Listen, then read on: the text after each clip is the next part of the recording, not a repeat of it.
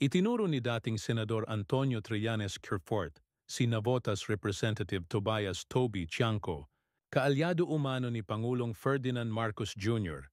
na may dual allegiance o pagiging tapat sa dalawang panig sa politika. Ayon kay Trillanes, si Tiangco, na campaign manager ng Alyansa para sa Bagong Pilipinas, ay hindi nangampanya sa Mindanao na umano'y nagresulta sa pagkatalo ng kanilang grupo. Ang dami nilang resources pero natalo pa rin. Incompetence yon, ani Trillanes. Dagdag pa niya, indikasyon ng kakulangan sa katapatan ni Tiangco ang hindi pagpirma nito sa impeachment laban kay Vice President Sara Duterte. Kahit pumayag na umano ang Pangulo.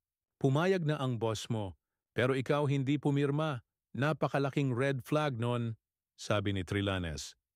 Inakusahan din ng dating senador si Tiangco na nagtutulak para mapatalsik si dating House Speaker Martin Romualdez at may ambisyong maging speaker.